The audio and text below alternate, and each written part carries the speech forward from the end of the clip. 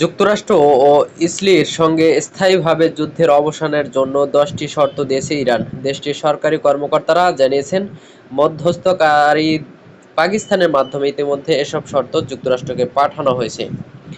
এই শর্তগুলো হলো, উভয় পক্ষই আগ্রাসন বিরোধী নীতি অনুসরণ করবে এবং ইরানের পরমাণু সমৃদ্ধকরণ কর্মসূচি যুক্তরাষ্ট্র ও ইসরায়েল মেনে নিতে হবে। এদিকে হরমুজ প্রণালীর নিয়ন্ত্রণে থাকবে ইরানের সশস্ত্র বাহিনী এবং বিদেশি জাহাজগুলোকে সশস্ত্র বাহিনীর সঙ্গে সমন্বয় করে হরমুজ প্রণালী ব্যবহার করতে হবে। এদিকে লেবাননের হিজবুল্লাহ গোষ্ঠীর সঙ্গে যুদ্ধ বন্ধ সহ সকল রণাঙ্গনে যুদ্ধের অবসান ঘটাতে হবে।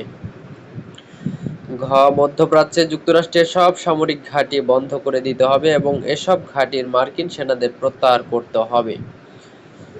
৫ নম্বর হচ্ছে, জাতিসংঘ নিরাপত্তা পরিষদ এবং বোর্ড অব গভর্নর্স এর সকল প্রস্তাব বাতিল করতে হবে। ৬ নম্বর, সর্বসম্মত শর্ত অনুসারে হরমুজ প্রণালীতে ইরানের নিয়ন্ত্রণ নিশ্চিত করতে একটি নিরাপদ ট্রানজিট প্রোটোকল প্রতিষ্ঠা করতে হবে। ৬ নম্বর হচ্ছে, যুক্তরাষ্ট্র ইসরায়েল বাহিনীর হামলায় ইরানের যে ক্ষয়ক্ষতি হয়েছে তার ক্ষতিপূরণ দিতে হবে।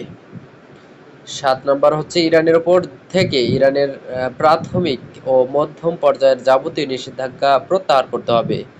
এদিকে ৮ নম্বর হচ্ছে ৮ না ৯ নম্বর হচ্ছে আপনার জাতিসংঘের পরমাণু পর্যবেক্ষণ পরিষদ আইএই এর বোর্ড অব গভর্নরদের যাবতীয় প্রস্তাব বাতিল করতে হবে। ১০ নম্বর, বিদেশে ইরানের যত সম্পদ ও সম্পত্তি আছে সেসবের ওপর থেকে অবরোধ তুলে নিতে হবে। এই ১০ প্রস্তাবের মধ্যে পশ্চিম এশিয়া থেকে সব মার্কিন সেনা প্রত্যাহার এবং ইরান এবং তাদের মিত্রদের ওপর হামলা বন্ধ করা, ইরানের সব ফ্রোজেন সম্পত্তি অবমুক্ত করা ও প্রভৃতি শর্তের উপর বেশি জোর দেওয়া হয়েছে বলে জানা গেছে।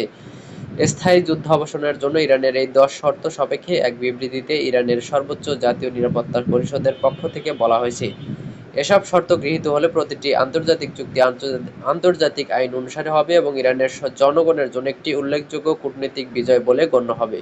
সূত্র দ্য এএফপি।